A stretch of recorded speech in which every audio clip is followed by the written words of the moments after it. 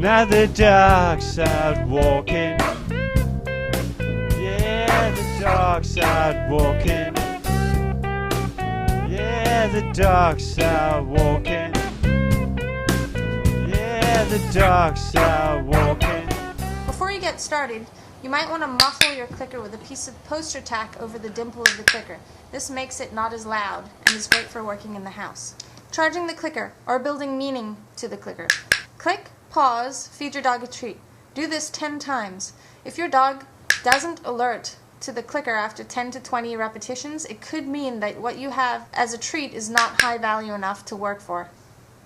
You want to click and then move to give him the treat. Otherwise, he will learn that this is the sign that a treat is coming. You can now use food to get behavior. So I could lure his face upwards, and as his butt goes down, I can click and give him the treat.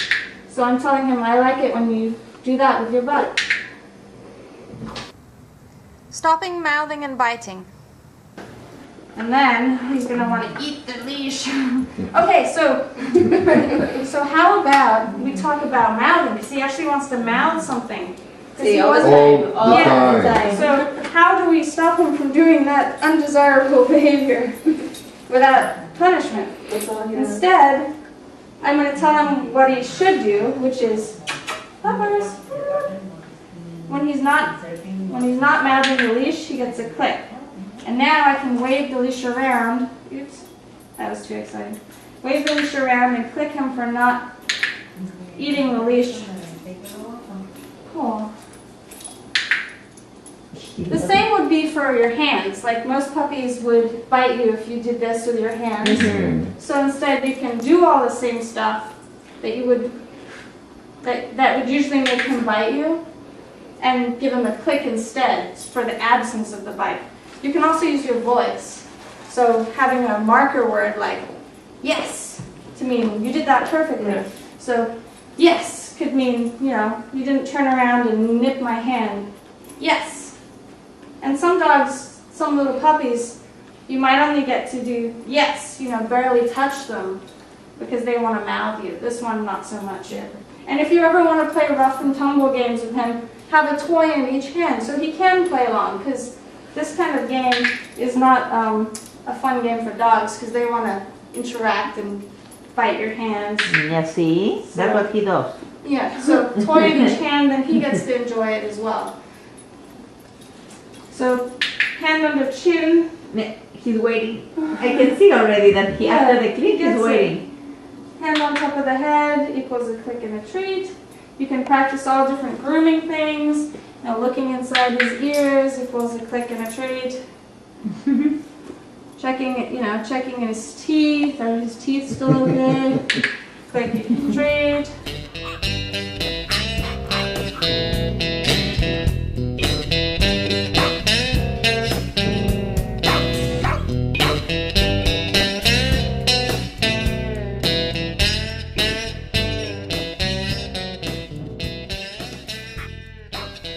Positive interrupter.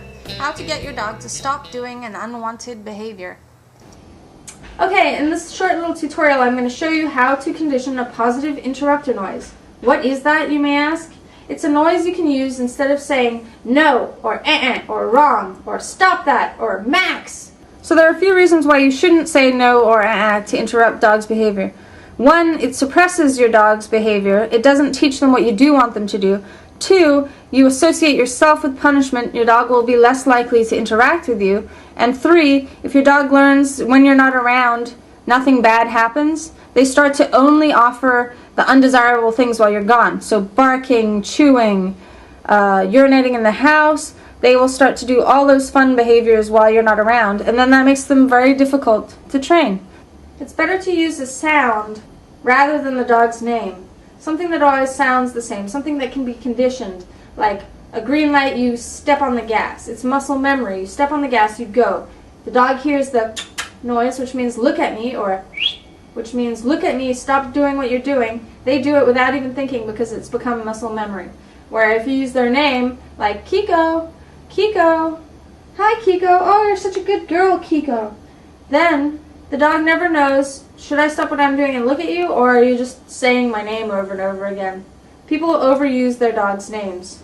You can make the same noise into a noise that's amazing. Your dog will always turn to you, give you 100% attention. So to do that, you just make the noise and feed a treat.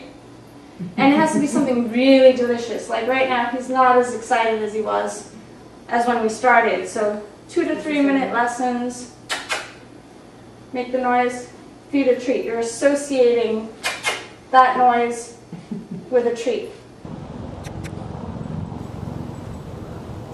Here you can see I'm doing the same conditioning exercise with Spooky. I'm pairing the noise with the treat.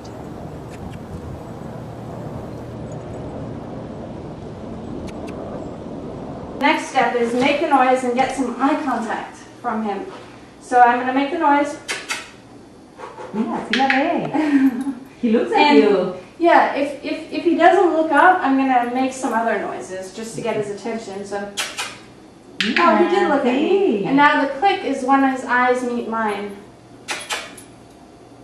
Yeah, ¿verdad? And now, when he's good at that, you just get longer and longer eye contact.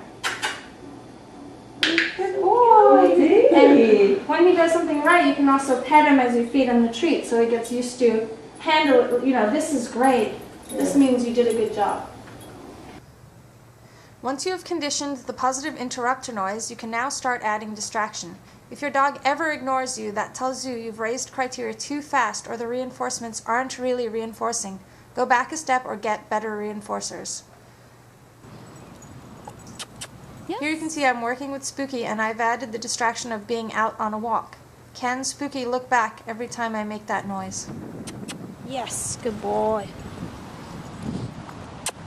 Yes, good boy. No matter how you interrupt an animal's behavior, whether it be nice or punitive, you will still be giving your dog attention.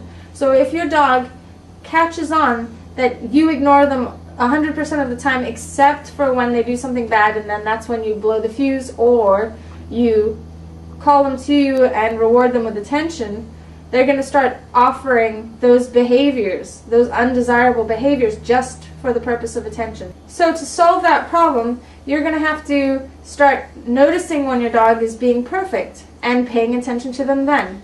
Don't wait for 5 hours while your puppy's laying perfectly on their mat or they're sleeping in their crate, playing with their appropriate toys. Don't ignore all of that and then wait till they suddenly start biting your feet to pay attention to them, because they learn, oh my goodness, humans pay tons of attention to me when I do inappropriate behavior. Now the dog's out walking. Yeah, the dog's out walking. Yeah, the dog's out walking.